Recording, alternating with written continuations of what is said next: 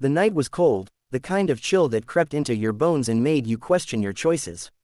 Mark, a janitor in his mid-40s, was finishing his shift at the office building downtown. He had 2 jobs, barely enough to keep the lights on at the small apartment he shared with his teenage son. Tonight, instead of heading straight home, he decided to take the long way back. Something about the silence of the bridge over the river always calmed him. But as he approached, the peace was broken. There, standing on the edge, was a young woman. Her hair whipped in the wind, her arms trembling as she clutched the railing. Mark froze. He knew the look in her eyes. He'd seen it once before, years ago, in a mirror, when his wife had left him and he felt like he couldn't go on. Slowly, he stepped forward. "Don't jump," he said softly, his voice shaking but firm. The girl flinched, looking back, her face streaked with tears. "Leave me alone," she whispered. "Please." But he didn't. Mark kept his distance, careful not to spook her. He could see her knuckles turning white as she gripped the cold steel. "I'm not here to stop you if you don't want me to," he said, "but I know how it feels to think there's nothing left." She blinked at him, confusion flickering across her face. No one had spoken to her like that tonight, not her friends who stopped answering her calls, not her father who never listened. "You don't know me," she muttered. "Maybe not," he said, "but I know pain. And I know it lies to you, tells you you're alone when you're not." His words hit her harder than she expected. For a moment, she wavered, the wind tugging at her coat. Mark reached his hand out, not too close, just enough. "Come back to the sidewalk. Let me walk you home. That's all." Silence stretched between them, broken only by the water rushing below. Her chest rose and fell quickly, her tears freezing on her cheeks. Finally, with a shudder, she reached out and let him pull her back. Once her feet were back on solid ground, her legs gave out. Mark guided her to a bench, taking off his jacket and draping it over her shoulders. She didn't say anything for a while, just sat there trembling. He didn't press her. After a long pause, she finally whispered, "You should have let me do it." "Nobody cares anyway." Mark shook his head. "Somebody will always care, even if you don't believe it right now." She turned toward him, her eyes sharp.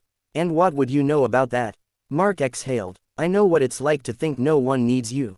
But I've got a son who depends on me. If I had gone through with it years ago, he'd be lost. You never know how much you mean to people until you're gone." She stared at him, trying to read his face, but all she found there was honesty. For the first time that night, her breathing slowed. She whispered her name, "Emily." Mark nodded. "Nice to meet you, Emily. I'm Mark, and I'm glad you're still here." Mark insisted on walking her home, but Emily hesitated. "You don't even know where I live," she said weakly. "Then tell me," he replied. She sighed and finally gave him the address. When they reached the tall gates of her mansion, Mark's eyes widened. He had seen this place before, on the news, in magazines.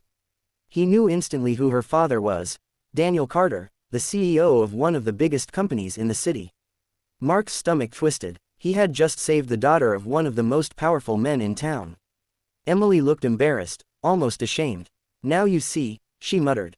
"I have everything, and it still doesn't mean anything." Mark nodded slowly. "Money doesn't make the pain easier. But people can." Before she could answer, the front door burst open. A man in a tailored suit rushed out, her father. His face was pale, his eyes wild. "Emily, where have you been?" he cried. Emily froze, her throat tight. Daniel Carter grabbed his daughter, pulling her into his arms with a desperation she hadn't expected. She stiffened at first, then slowly melted into the embrace, tears streaming again.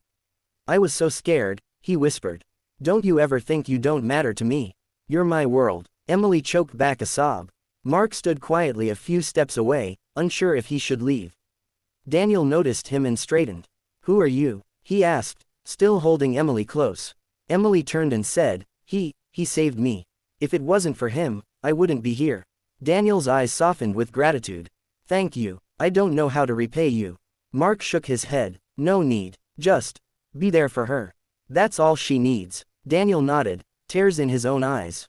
Emily looked at Mark one last time, whispering, "Thank you for seeing me." He gave her a small smile, then walked away into the night.